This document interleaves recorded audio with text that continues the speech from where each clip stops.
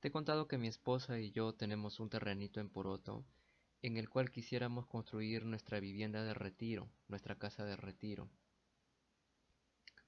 Y siendo que está en el campo, por ahí no hay casas de concreto, no hay fachadas vidriadas, hay una gran montaña, siempre está soleado, en la vegetación local son cactus. No me gustaría tener una edificación de constructivista o una vivienda minimalista enlucida en blanco o un gran volumen vidriado que parece que flotara sobre el paisaje. Quisiera algo más rústico, más vernacular, más íntimo. Y me acuerdo entonces de las ideas de dos arquitectos que vamos a estudiar el día de hoy. Entonces, mis estudiantes, les doy la bienvenida a esta sesión que vamos a hablar del organicismo y el regionalismo. Dos corrientes que incluso cuando hoy en día, pues estoy seguro, utilizas formas curvas, le dices estamos haciendo algo orgánico. Sin embargo, la sesión de hoy te va a cambiar alguna forma de pensar y te va a destruir también algunos mitos que tú pensabas acerca de lo que era el organicismo o quizá no conocías el regionalismo. El contexto es, digamos, el mismo tiempo, unos 5 años después aproximadamente de la aparición del movimiento moderno del estilo internacional.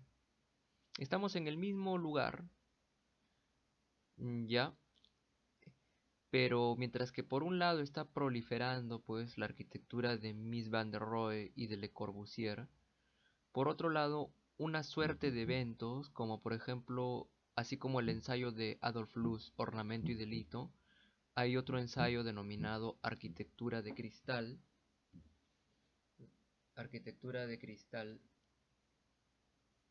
de un autor, Wilhelm Scherbart. No era arquitecto, fue un escritor que escribió este ensayo en el cual criticaba o cuestionaba la rigidez de la arquitectura funcionalista, del ladrillo, la ausencia de expresión artística en los edificios. Por otro lado, en 1914 se dio la Exposición de Colonia, que es la misma en la que participó Le Corbusier, Walter Gropius y otros arquitectos.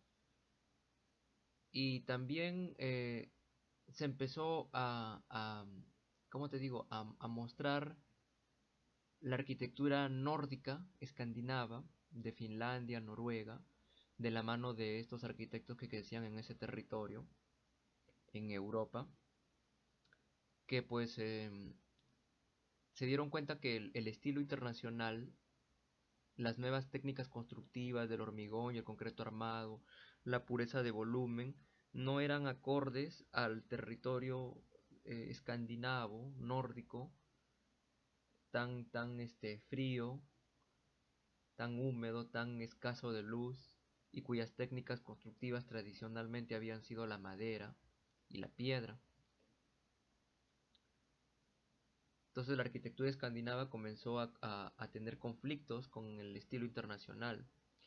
Por otro lado, Frank Lloyd Wright, un arquitecto viejo pues del siglo pasado, del siglo XIX, el más viejo entre todos estos arquitectos de ese momento, tenía su escuela de la pradera, que había desarrollado una ideología propia, americana, estadounidense, tomando en cuenta las raíces indígenas de los Estados Unidos y las construcciones del campo, al punto de que esto pues lo había aplicado en sus construcciones contemporáneas de sus clientes. Por otro lado, así paralelo al funcionalismo que iba cobrando fuerza, también hubo otro movimiento que empezó a inicios del siglo XX junto con el funcionalismo, el Art Nouveau, el Art Deco, que es el expresionismo. Un poco más difícil de delimitar porque era más individual, más expresionista en el sentido de emotivo, junto con la pintura, junto con la literatura, también se dio en la arquitectura. Por otro lado, en lo cultural, en los pensamientos, había un sinsabor, un desazón por un grupo de arquitectos que criticaban el estilo internacional por lo que se estaba convirtiendo, frío, rígido, a medida que avanzaba la revolución industrial del automóvil, la electricidad. No, bueno, no lo negaban, pero cuestionaban, por ejemplo, estos dos arquitectos que vamos a estudiar ahora. Uno creció en Wisconsin, que creo que es una parte rural de Estados Unidos, creció en el campo, y el otro creció en Finlandia, que es un lugar muy diferente a donde creció pues Le Corbusier o Mies van der Rohe. Seguía dándose la expansión urbana y también había una expansión y diversificación de clases sociales. Todos estos factores producen el movimiento orgánico que aparece como reacción o como contraparte al movimiento funcionalista, que entre otras cosas produjo ideas como el genius loci o espíritu del lugar, la integración al entorno, la famosa integración al entorno que tanto mencionas a veces en tus proyectos, la humanización de la arquitectura y por otro lado planteamientos muy individuales a diferencia de los estándares que podía haber tenido el estilo internacional y ese diálogo entre la arquitectura y la naturaleza. Veamos los antecedentes entonces. Sí, este movimiento, que no hay que confundirlo pues únicamente y encasillarlo con que son curvas, porque también tiene partes rectas, digamos que empieza a tener sus antecedentes con los primeros edificios expresionistas, como esta torre Einstein de Mendelssohn, mientras Le Corbusier estaba haciendo la máquina de habitar en esas mismas épocas. Este arquitecto pues desarrolla una torre de 7 pisos con el observatorio, que estaba concebido como un laboratorio para que se prueben precisamente las teorías de relatividad de Einstein, que en ese momento estaban este, empezando a cobrar importancia. Mira la forma de este volumen, ¿no? Como es una torre, pues un laboratorio, es una tipología diferente. Es casi como que utiliza el concreto para hacer como una escultura aquí. Como te había dicho, Frank Lloyd Wright es un arquitecto viejo del siglo pasado que había sido discípulo o pupilo aprendiz de Sullivan de la escuela de Chicago, o sea, para que te des cuenta, cuando él estaba chivolo trabajó con Sullivan, pero ya de por sí a Frank Lloyd pues se le veían ya el genio que él empezaba a despertar como arquitecto adelantado a su época. Cuenta una historia, por ejemplo, que Frank Lloyd Wright le quitaba a los clientes a Sullivan. Sí, hasta el punto que Sullivan en una ocasión, pues, o sea, trabajaba clandestinamente, junto con Sullivan trabajaba para su estudio, pero por lo bajo hacía planitos para los clientes, digamos así, ¿no? Un día Sullivan, bueno, le dice, ¿sabes qué, Frank? Ándate de mi estudio porque tú tienes más futuro como arquitecto solo que trabajando aquí conmigo. Entonces Frank Lloyd se va pues y desarrolla este estilo perdón, esta escuela de la pradera, de sus casas de la pradera. Y esta que tú ves aquí viene a ser la última casa de la pradera en la cual junta, es como un puente, donde el viejo Frank Lloyd del siglo XIX se despide y aparece el nuevo Frank Lloyd del siglo XX. Muchos lo consideraron un arquitecto obsoleto, y sin embargo él les demostró que no es así.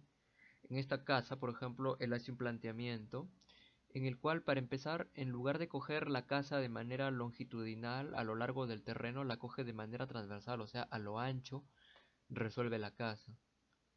Muy característico de las obras de las casas de la pradera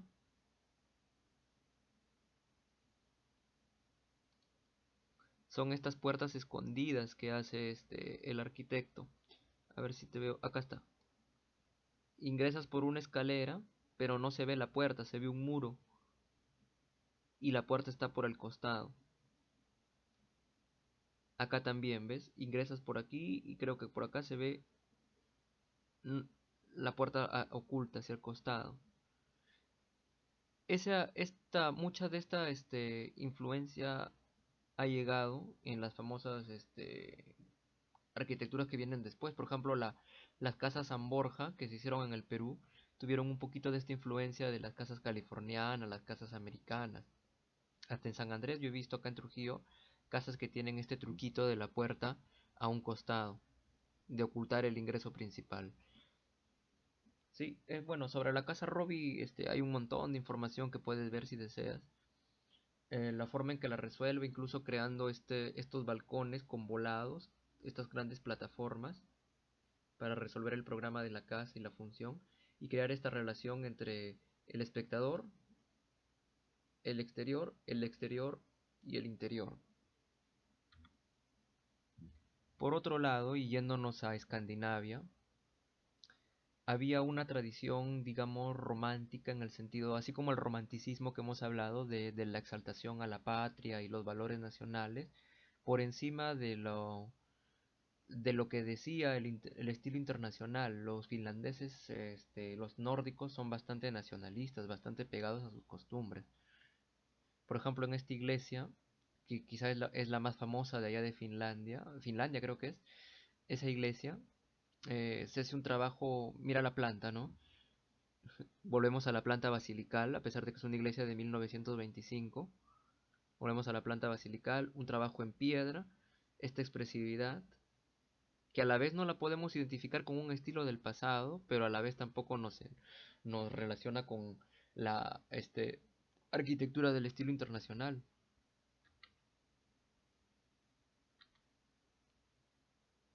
Y otro antecedente, estamos viendo los ingredientes, los que estuvieron antes del movimiento orgánico, fue este señor Buckminster Fuller, un ingeniero arquitecto que no se fue ni por el lado del funcionalismo ni por el lado del organicismo, porque él estaba desarrollando su propia teoría de arquitectura prefabricada e industrializada, de tal manera que la misma precisión con la que se hacían los automóviles, él buscaba hacerlo en la arquitectura. Y lo logró en algunos casos, ¿no? Construyó la casa Huachita, que no tengo la foto ahí, y otros prototipos. Algunos los construyó, otros los dejó en prototipo, como esta casa Dimaxion, que incluso también diseñó su carro Dimaxion, que era un carro extremadamente rentable, funcional antes que todo, y de coste bajo, pero que no se identificaba con la arquitectura de Le Corbusier. Si tú te das cuenta, él tiene su propio pensamiento. Esta casa él había pensado para que se construya con elementos prefabricados, se soporte en un solo pilar, y bueno, el primer piso le pertenecía al carro, el segundo piso era para la vivienda y el tercero para las relaciones sociales, y esa casa se desarmaba y se volvía a llevar a otro lado.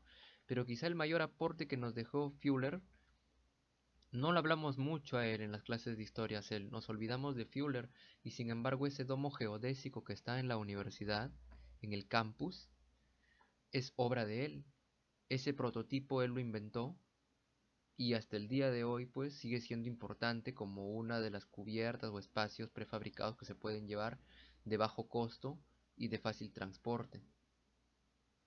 ¿Qué te parece? Hay una foto, ¿no? Del domo geodésico, la cúpula geodésica de Fuller. Como te he dicho, todo arquitecto que se respeta tiene que diseñar su mueble también. Y Alvar Aalto y Frank Lloyd Wright no fueron la excepción. Alvar Aalto, antes que ser arquitecto y ser uno de los 4 grandes maestros que hemos estudiado, fue ebanista y carpintero. Él tenía esa pasión, o conocía el trabajo con la madera, por eso era tan bueno trabajando con elementos de madera. Más bien cuando llegó estas tecnologías del concreto armado, él las aprendió, pero también se cuestionó de que por qué se tenía que dejar de lado la madera, así que él lo integró ambas, la técnica en madera y la técnica en concreto armado, en sus proyectos.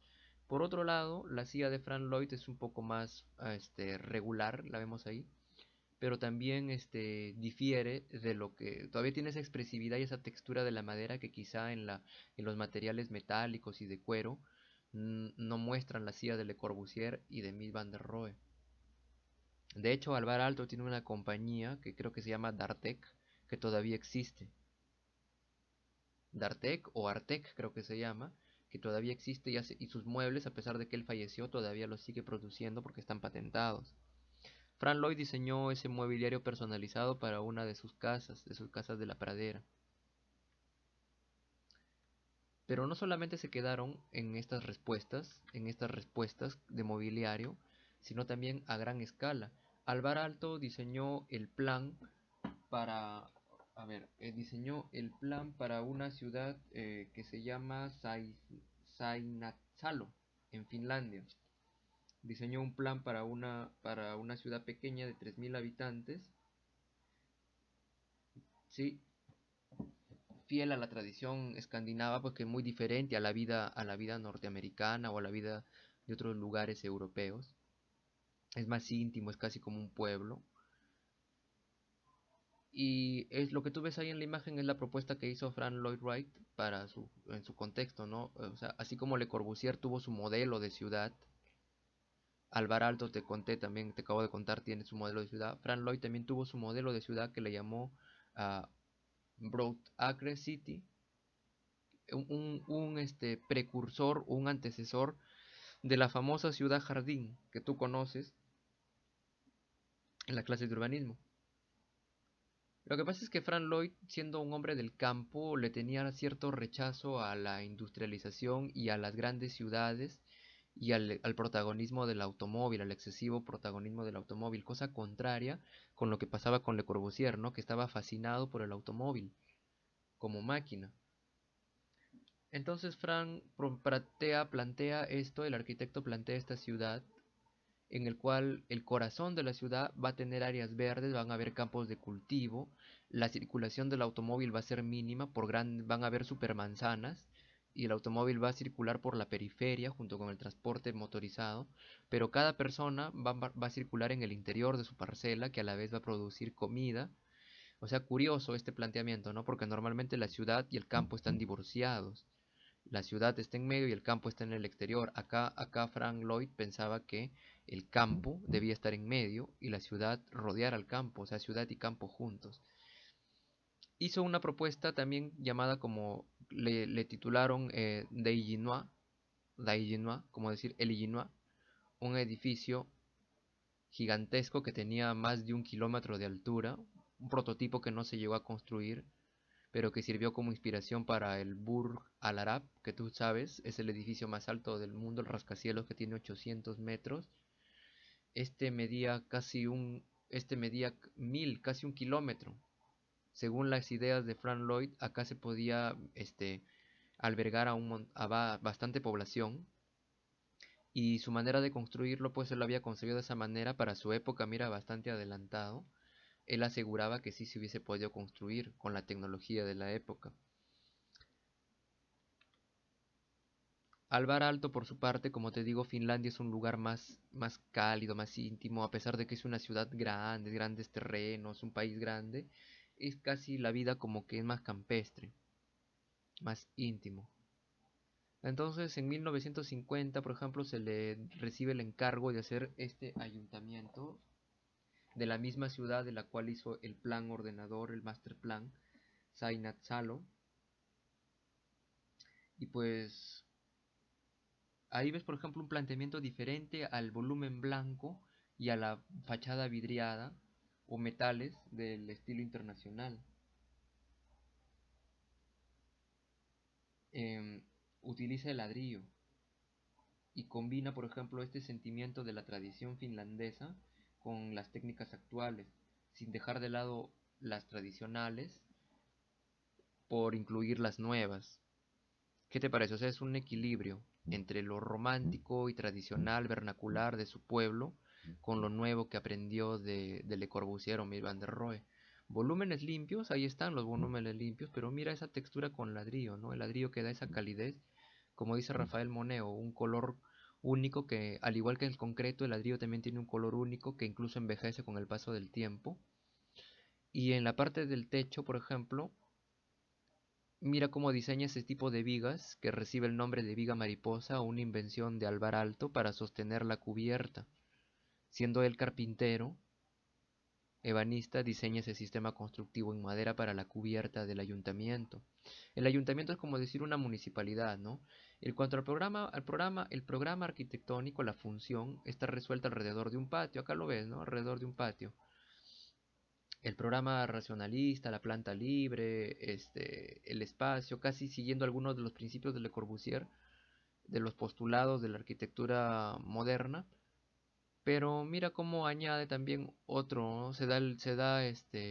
El lujo de romper la regla, tanto en estos sistemas que está creando aquí, como en este ingreso tan bonito que él hace con unas escalinatas como andenerías para pasar al siguiente nivel. No sé el tema de los discapacitados, cómo lo habrá pensado, ¿no? Quizá por el otro extremo. Ahora, a veces nosotros pensamos que la arquitectura orgánica únicamente se relaciona con el campo, no tiene que ver con la ciudad, pero en 1938 Frank Lloyd Wright diseña una propuesta para un edificio y lo construye para el edificio Johnson Wax, un ambiente de oficinas, mira qué interesante, ¿no? Un ambiente de oficinas en el cual él lo concibió como un árbol.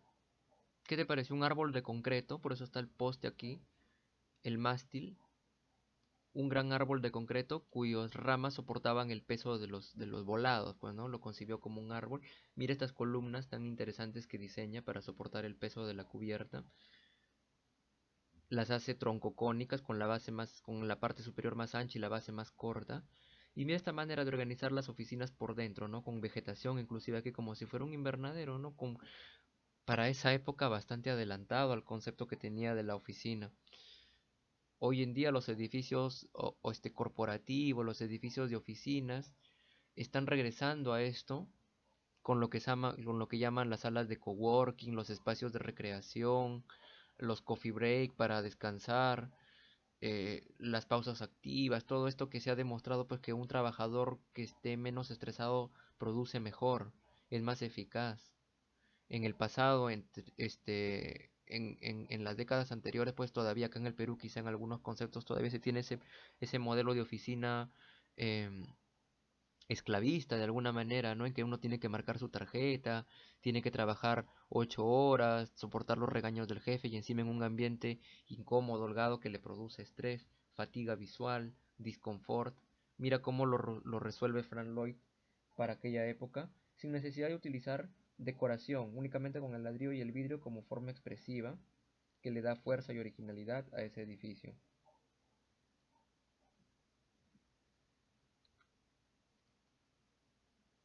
Alvar Aalto, por su parte, toma las ideas del estilo internacional, del movimiento moderno, pero no descuida em, lo que él más adelante llamaría la humanización de la arquitectura.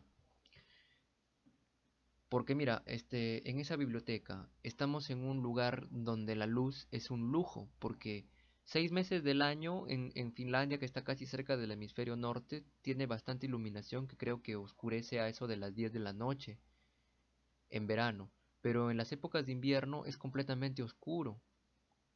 Lu, ¿Cómo se dice? Lúgubre, mm, se me fue la palabra, oscuro, ¿no? En la penumbra. Alvar Aalto concibe esta biblioteca, ahí mira la volumetría de la mano del lado izquierdo, del lado derecho, perdón, y mira el interior del lado izquierdo. Eso que parece focos de LED, de fluorescente, en realidad es iluminación natural que el arquitecto concibió. Mira, acá está la planta libre, acá está la fachada corrida, la ventana longitudinal, no está sobre pilotis, o sea, no se toman al pie de la letra los principios de la arquitectura moderna y encima en la parte superior, en lugar de poner una terraza jardín, lo que él hace es poner claraboyas, claraboyas para que iluminen y aprovechen de manera natural y de forma cenital. La mejor iluminación que puedes poner en un proyecto siempre es esta, ¿no? La iluminación natural que viene desde arriba como si fuera luz que baña, porque es como si tuvieras un foco. Mira cómo lo resuelve, ¿no? Para las salas de lectura, para las zonas de almacenamiento. Y con madera, eso es lo interesante que nos llama, que nos llama siempre la obra de Alvar Aalto. El uso de la madera de este árbol que se llama haya, que crece por esos lugares. Entonces, para resumir los principios de la arquitectura orgánica, ojo, La arquitectura orgánica y el regionalismo, más que tendencias o postulados, son una forma de vida. Por eso es más fácil encasillar de repente el funcionalismo en normas, en técnicas, en pautas, que entender la arquitectura orgánica. Tendrías que vivir o ser un arquitecto que en tu forma de vida pues concibes el organicismo y el regionalismo como parte de tuya para que puedas desarrollar una arquitectura de esa manera. En cuanto a su filosofía, por ejemplo, pero vamos a tratar de explicar, vamos a tratar de explicarte la filosofía de la arquitectura orgánica. Naturaleza, arquitectura.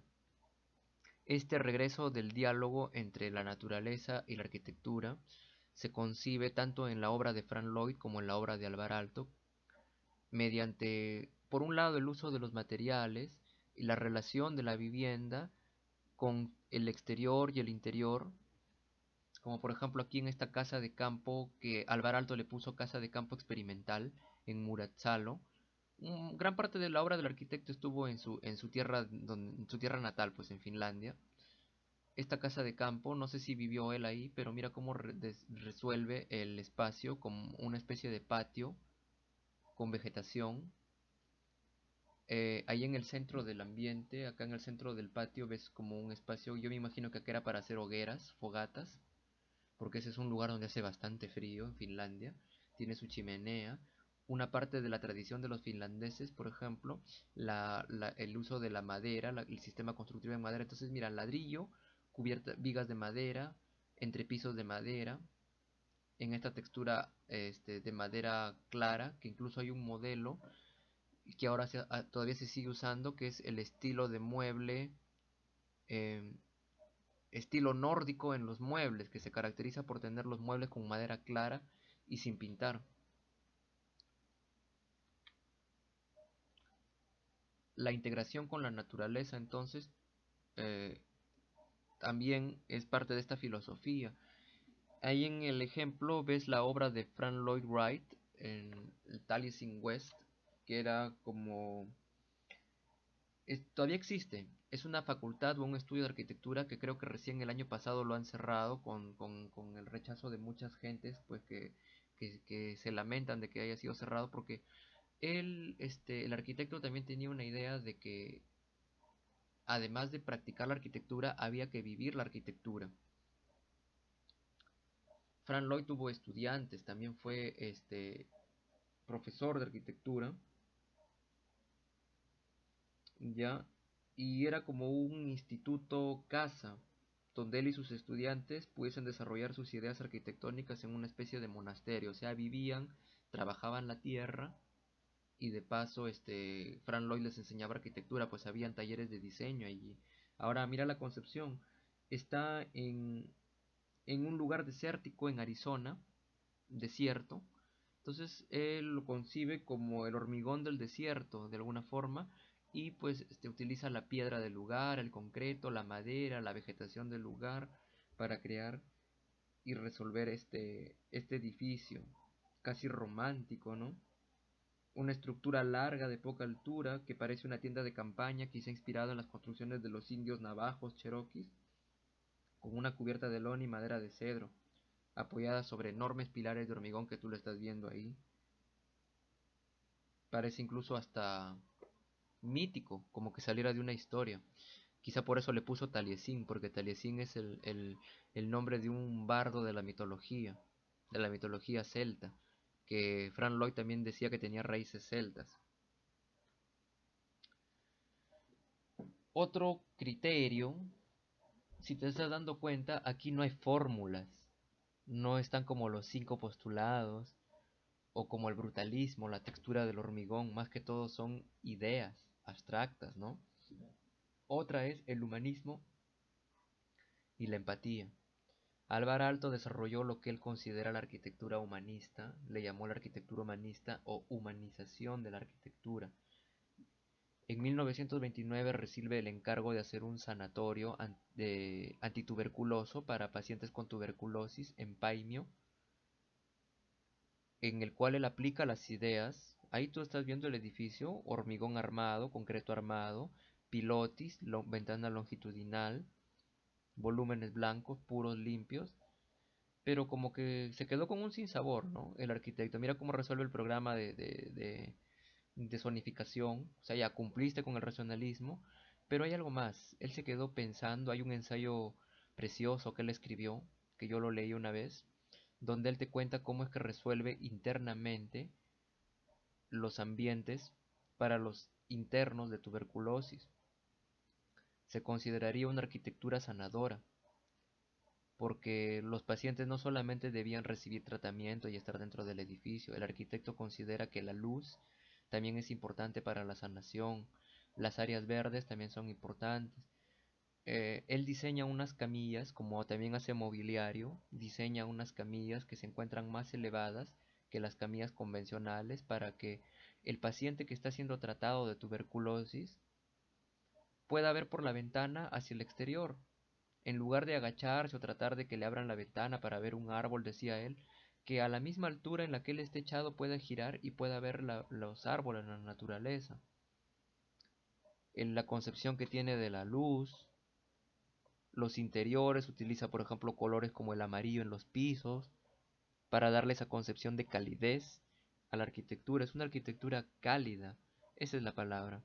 Entonces, la arquitectura orgánica busca la humanización, que sea pensada para el usuario, para la persona que la va a habitar. Ahora, ninguno de estos dos arquitectos rechaza, repito, las nuevas técnicas constructivas. Ya, Frank Lloyd tenía una tradición construyendo con ladrillo en sus famosas casas de las praderas del siglo pasado, pero él también se adapta y absorbe y toma las nuevas ideas de la arquitectura del concreto, el acero y el vidrio, igual que Alvar Aalto. Mira, acá también él lo utiliza, ¿no? Por ejemplo, en esta concepción del Museo de Guggenheim, donde utiliza el sistema constructivo de concreto armado, lo concibe de una manera bastante interesante, ¿no? Como si fuera un cono invertido dentro de un lugar donde hay bastantes rascacielos cuadrados. Él se mantiene con esa forma tan particular que él tiene, utilizando el concreto. Y tuvo sus críticos, tuvo gente que lo polemizó, que incluso Frank Lloyd decía, yo no soy el mejor arquitecto de Estados Unidos, sino soy el mejor arquitecto del mundo. Ah, su decía la gente, qué soberbio que es este arquitecto. Y le decía, pero no puede evitar decir la verdad, o sea, él se creía y tenía motivos para hacerlo, hasta el punto de que pues esas grandes obras fueron únicas de un genio. Así podríamos decir incluso que Frank Lloyd Wright era el Tony Stark de los arquitectos. Vamos a hablar de dos obras emblemáticas de un cada arquitecto. Estoy seguro que esta tú la conoces, es conocidísima, así como la Vía Savoy, que es el 90-60-90 de la arquitectura. La Casa de la Cascada es la arquitectura o la casa que todos quisiéramos construir y vivir ahí. Es una casa de fantasía, ¿no? Como tú la has conocido, como la has visto en las imágenes. Esa es su foto más famosa, la que se ve, la marquetera, la foto marquetera. Esta casa se encuentra en un lugar campestre, primero que nada. Está cerca de un río que se llama Bear Run, el Camino del Oso en Pensilvania. Cuenta con un área de 500 metros cuadrados y el sistema constructivo que utilizó Frank Lloyd es bastante polémico, de eso vamos a hablar más adelante. Pero también hablemos de la concepción que tuvo el maestro aquí. Resuelve la función. A ver, te voy a contar la anécdota de cómo sucedió esta casa, cuentan las crónicas, las reseñas. Primero que nada, te conté que en los congresos internacionales de arquitectura en los CIAM, a Frank Lloyd se le miraba como un arquitecto del siglo pasado, un dinosaurio, un arquitecto viejo y desfasado. Y los arquitectos nuevos eran Le Corbusier, Mies van der Rohe, hasta el jovencito Alvar Aalto, ¿no? De alguna forma, al mencionar que Frank Lloyd se había quedado estancado en sus casas de las praderas o en sus ideas del siglo pasado, pues de alguna forma lo retan, porque este arquitecto tenía un gran ego, como Tony Stark precisamente. Hasta hay una película inspirada en este personaje que se llama El Manantial. Y pues picado por eso, él dice, voy a tomar los principios de los 5 postulados y los voy a mejorar. lo voy a hacer mucho mejor de lo que lo hacen estos arquitectos. Cuando tiene la oportunidad por parte del señor Kaufman de construir esta casa en ese lugar de Birrón, eh, el señor Kaufman quería una modesta casita cerca del lago, como las típicas casas de las películas gringas, la casita cerca de la cascada para que ellos puedan ver, pero Frank Lloyd le plantea algo diferente y le dice, ¿qué le parece si en lugar de que usted tenga la casa cerca de la cascada y mire la cascada y se aburra de ella, mejor yo le hago la casa encima de la cascada, que la casa y la cascada sean una sola para toda su familia? Y así lo hace. Pero cuentan que también estuvo meses de meses sin trazar ningún papel, sin hacer ninguna línea en el plano. Nada, nada, nada. Solamente iba todos los días al lugar, miraba el lugar, lo miraba y lo miraba, y lo entendía y lo sentía, y no hacía nada. Cuando llega el día de la entrevista, no sé si esto sea cierto, cuando llega el día de la visita del cliente al estudio, Frank Lloyd no tenía nada. Entonces, unas horas antes de que llegue el cliente, el señor Kaufman, él se pone a bocetear todo en ese momento, y creerás que le salió instantáneo porque él tenía pensado ya toda la resolución del programa arquitectónico, de la volumetría, de la funcionalidad hasta de la estructura, porque se conocía al revés y al derecho cada árbol y cada piedra que había en el lugar. Bueno, así dice su biógrafo, ¿no? No sé si será cierto. La cosa es que finalmente logró materializar este proyecto. ¿Cómo crees que lo construyó? Acá, por ejemplo, está utilizando, antes de pasar a la otra diapositiva, la planta libre, la ventana longitudinal, la fachada libre. Bueno, no hay necesidad de poner terraza jardín porque todo esto es un gran jardín. Y los pilotis encima de la piedra. ¿Cómo lo construyó? Mira, ahí tienes una imagen que conseguí de cuando lo estaban haciendo la casa de la cascada, un encofrado. Claro que debe haber sido bastante costoso, ¿no? El arquitecto no reparaba en gastos. Por eso te digo, en esa película que se inspiran en Frank Lloyd para crear un personaje ficticio que también es arquitecto, me acuerdo que él tiene una frase que dice, yo no construyo para tener clientes, yo tengo clientes para poder construir. Y pareciera que Frank Lloyd también tuviera ese pensamiento. La casa es un sistema constructivo de placas y vigas de concreto armado. El arquitecto, siendo también conocedor de ingeniería, lo concibió como si fueran unos... a ver, si tú has visto en un restaurante a un mesero cuando carga la charola, el mesero verdadero, ¿no? El mesero de restaurante, no el mesero de menú. El mozo de menú no, que le mete el dedazo a la comida, no, sino el que carga la mano, que la extiende sus 5 dedos y encima pone la charola como si fuese una bandeja y la mano la sostiene. Algo así lo concibió Frank Lloyd también, como los volados que se sostenían mediante grandes em, fierros, grandes rejas y mallas de concreto para que tengan esa tremenda, ese tremendo desafío a la gravedad. Mira esos volados. Él calculó la estructura y tenía el cimiento natural de la piedra, pues no, para qué va cimentación de concreto si ya tienes la piedra? Y los voladizos fueron losas armadas. Claro que hay una polémica con esto, lo vamos a ver más adelante. Em, Ahora, en cuanto a la volumetría que consiguió el arquitecto, pues fue bastante interesante, ¿no? Mira ese ritmo que le crea con esa cubierta para tapar el camino que accedes a la casa, porque la casa, hecho sea de paso, no es solamente esta forma que siempre vemos. La casa es grande, es esta. Tiene dos sectores, la casa, como un caminito, ¿no? La expresividad que le dan los volúmenes, la textura, los colores que he elegido, la piedra, esa gran piedra es como un muro portante. Esto que tú ves acá, esta piedra es como un muro portante que va hasta la base, como una placa. Y en los interiores también, pues, ¿no? Cada textura, cada material que no hizo falta colocar ornamento. Es más, la altura de piso a techo no es muy alta, es casi aplastante, es casi, no digo aplastante en el término de escala, sino es casi como que el techo se te viene encima, la escala es bastante reducida, porque lo que el arquitecto concebía era pues que tú salgas hacia el exterior y que tengas esa relación. con el exterior y el interior mediante estos volados, estas terrazas. De todas maneras ha puesto texturas ahí adentro, los cojines, las pieles, hay ornamentación indígena. Mira el tratamiento que ha hecho ahí en las edificaciones. Esto me recuerda, hay algunos elementos que Frank Lloyd consideraba como que parecían que eran ornamentales, pero a la vez eran estructurales. Acá creo que no sé si aparece en la casa Robbie. Acá está, por ejemplo. Hay una reseña que leí por ahí de alguien que me contaba en internet, de que esos grandes maceteros que Frank Lloyd había puesto en la entrada, en realidad eran estructurales. Porque en una casa, en uno de sus clientes, en una de las casas, una de sus clientes, no sé si esto será cierto o es solamente una anécdota, cuenta que no le gustó una de esas macetas que puso Frank Lloyd y la mandó a sacar, ¿no? Cuando la sacó, de pronto la pared se cayó. ¿Qué pasó?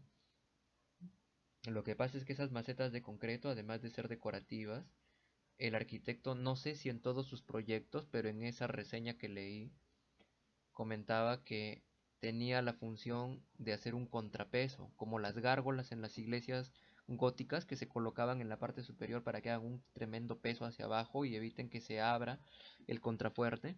De alguna manera lo pensó igual. Medio excéntrico también era este pata, ¿no? Este maestro. No sé si eso de ahí también estará pensado de esa forma. Lo que sí es cierto es que hubo una polémica con relación al sistema constructivo porque esta casa hoy en día es considerado un monumento, funciona como un museo, ya no como una residencia. La familia Kaufman se mudó o se quejó porque llegaba un momento en que en esta casa el ruido de la cascada se volvía insoportable. La caída del agua. Una cosa es el agua que relaja, otra cosa es escuchar agua las 24 horas del día durante los 7 días de la semana, 24/7. Es bastante irritante era para esa familia, casi como una tortura. Hoy en día es un museo que todos lo visitamos para entender la genial obra del arquitecto, pero también hay que reconocer que los grandes maestros también se equivocan. Por ejemplo, en esta casa Frank Lloyd había calculado, como te dije, cada malla, cada fierro de la losa armada, porque esto es losa armada, lo que ves ahí es una losa de puro concreto, debe haber sido costosísimo, pero cuando estaban en obra, el constructor, el contratista notó que los fierros eran insuficientes y que esa casa podía colapsar, se podía flexionar. Tú sabes que mientras hay un volado ahí, pues, tiene que haber un refuerzo de peralte abajo, porque se puede pandear, se puede curvear. Sin que Frank Lloyd lo notase, mandó a poner más fierros, el señor Kaufman. Creo que Frank Lloyd se enteró, según una versión se enojó, en la otra no se enteró, pero el señor Kaufman mandó a poner más fierros. Y a pesar de eso, la casa comenzó a pandearse, a flexionarse. Hoy en día, para darle ese mantenimiento a la casa, cuesta algo de 11 millones de dólares, si no me equivoco, muchísimo más que lo que costó la casa originalmente. Cuesta el 700% más arreglar esa casa, darle mantenimiento para que no se caiga. Por ejemplo, ahí tú ves dos soluciones que se han hecho para mantener la casa hoy en día, para que siga siendo monumento, pues, para que la sigamos viendo. Colocaron una estructura de tijerales como soporte aquí para que sostenga el volado, para que no se siga pandeando. Hicieron un ancla de concreto y un cable que pasaron por en medio para que sostenga el volado por tensión. Ahora, hablando de Alvar Aalto, te voy a mostrar una de sus obras, la Villa Mairea, que la construyó para una amiga artista plástica, una pareja de esposos que eran amantes del arte, tenían colecciones de arte, y en el cual le dieron al arquitecto toda la libertad para que diseñe el proyecto, confiando en él, ¿no? Alvar Aalto, como te digo, tradición, fiel a la tradición finlandesa, nórdica, fiel a la tradición finlandesa nórdica, utiliza sus conocimientos de arquitectura moderna con sistemas constructivos tradicionales para darle una calidez y un sentimiento nacional finlandés a esa casa. Actualmente no sé si funciona como residencia, pero originalmente estuvo concebida como una casa, que me parece que todavía viven los descendientes de los esposos ahí. Eh, Su sistema constructivo es aporticado, mampostería y estructura de madera también. Quizá esta no es tan conocida como la Casa de la Cascada, pero te va a sorprender. Mira cómo hace la concepción. Es un terreno casi cuadrado, en lo cual el arquitecto lo resuelve en forma de L e incluye algunos ambientes propios de Finlandia, de las costumbres de los finlandeses, como es el sauna. El sauna finlandés es un ambiente indispensable en todas esas casas. ¿Ya? Tanto Frank Lloyd Wright como Alvar Aalto conciben un espacio de transición entre el interior y el interior que ellos denominan que se llama porche. No el carro, sino porche se escribe. El espacio de transición entre el exterior y el interior, un espacio semicerrado,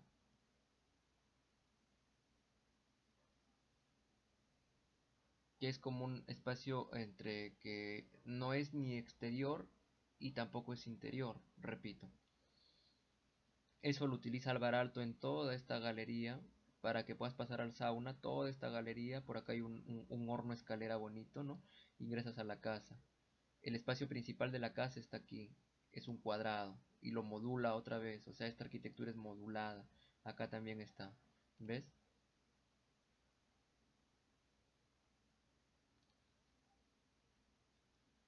En cuanto a la sección, pues lo resuelve en dos pisos, ¿no? En dos pisos,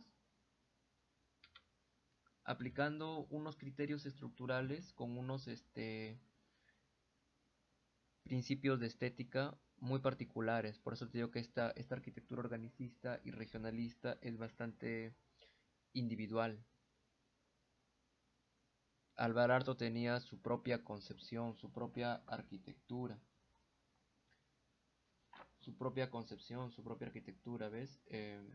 Por ejemplo, acá resuelve las columnas, pero en lugar de poner esas columnas que como pilares, porque van a caer acá y van a ensuciar el espacio, si ya no queda otra porque va a caer por la estructura, al menos le voy a dar una textura diferente, dice, ¿no?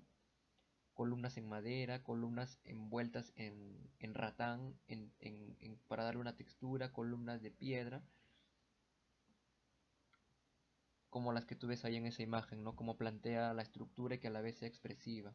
Sistema constructivo tradicional de madera, sistema constructivo tradicional, sistema constructivo de concreto, pero forrado en, en texturas de madera, de soga, para darle calidez al interior, para que sea estructuralmente funcional, pero que también sea cálido, de acuerdo a la tradición nórdica.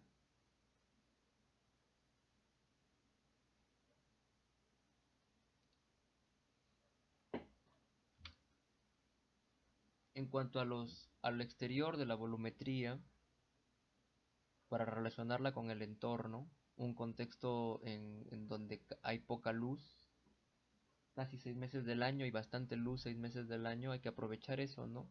Entonces, al bar alto, por ejemplo, estas ventanitas que tú ves aquí, que las saca así como si fueran repisas, que se ven acá, estas, orientadas hacia el lugar más favorecido para aprovechar la mayor cantidad de luz, las combina con esta entrada.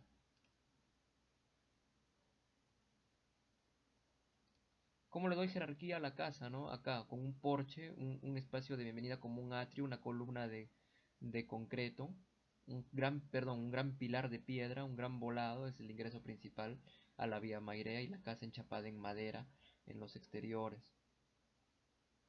Una composición volumétrica. Y en los interiores ni qué decirlo, mira, como te dije antes, esas columnas texturadas de concreto que están soportando el peso, pero hay un enchapado encima que le da calidez a la casa, ¿no? ¿Para qué dejarlo en concreto? Ladrillo y madera le da esa calidez propia de lo nórdico y por fuera con la piedra de la tradición de eso, de esa comunidad. Mira esta escalera que a la vez es un hornito, ¿no? Qué entretenido. O este cielo raso con las vigas peraltadas, pero que le ha puesto madera en la parte superior. O esta escalera, mira, que se soporta en madera. En lugar de ser una escalera que se soporta en concreto, es una escalera que se soporta con puntales de madera. Mira, interesante, ¿no? Tenía que ser un ebanista, pues un hombre que trabaja con la madera, un carpintero, para poder entender esa calidez del material y relacionarlo con su arquitectura.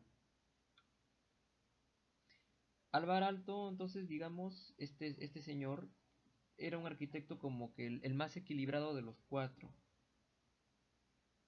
¿Sí? Sus edificios tienen la riqueza espacial que también tienen los de Frank Lloyd Wright, tienen la precisión de los diseños de Mies van der Rohe, pero no caen en el excesivo menos es más de Mies van der Rohe, y tienen mucha de la grandeza del arquitecto Le Corbusier, pero muy sui generis de Alvar Aalto, sin llegar a esa versatilidad de Le Corbusier. Pero mira, por ejemplo, acá eh, en la discusión, ¿la arquitectura orgánica puede ser funcional? La respuesta es que sí, porque toma cosas de la arquitectura moderna, sigue siendo arquitectura moderna, toma ideas del funcionalismo, del estilo internacional y le añade del organicismo y de la costumbre regional. Por eso también se llama regionalismo, valorar el entorno. De aquí aparece esta frase, el genius loci o el espíritu del lugar, valorar el espíritu del lugar. Esta es una iglesia que Alvar Aalto diseñó en la década del 50 en Finlandia, me parece, la iglesia de las Tres Cruces, y Matra creo que se llama el lugar. Ah, una diferencia con la arquitectura de Le Corbusier, para que veas ahí la diferencia de lo que te digo, ¿no? La arquitectura de la iglesia de Le Corbusier de Ronchamp es casi como una escultura, como una obra de arte en la cual el mismo arquitecto no aplica ninguno de sus 5 postulados previos de la Vía Savoy. Es casi como una escultura que emerge en Francia, en el horizonte, se levanta ese edificio. En cambio, la iglesia que diseñó Alvar Aalto, que también es funcionalista, está como escondida entre los árboles, tiene un ritmo entre las cubiertas, también utiliza el blanco. Mira, su campanario es el único que emerge entre todo este contexto, en todo este territorio. Otra cosa interesante, mira, cómo la concibe Alvar Aalto, la iglesia.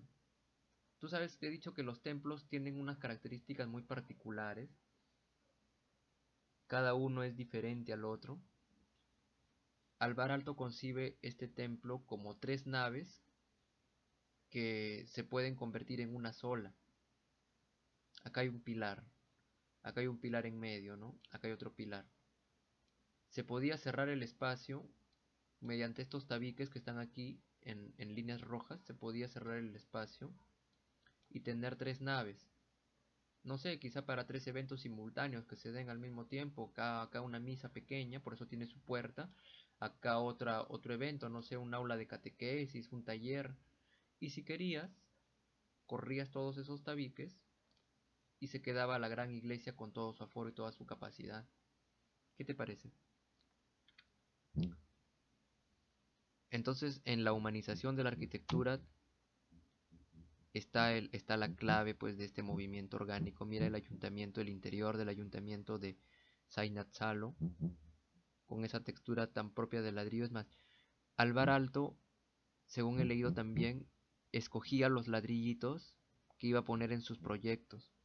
Los ladrillitos más feos y más quemados, que salían bien quemados del horno y los que salían crudos, él los quería precisamente porque los utilizaba para crear composiciones en las paredes. Mira esos ladrillos, por ahí se ve un ladrillo quemado, se ve un ladrillo más claro y le da como una suerte de composición, como si fuera un collage, un mosaico al interior, con su madera. Mira toda esta textura y la luz, un recurso tan valorado en Finlandia.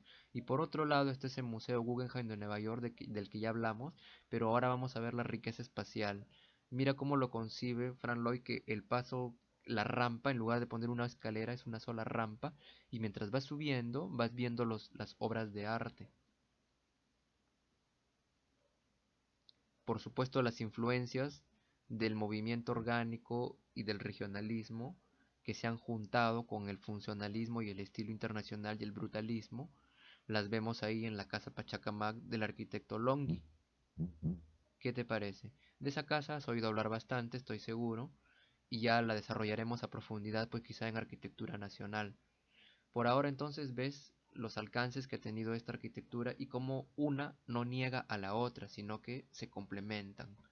Nos vamos a quedar aquí por esta sesión y nos vemos en la siguiente.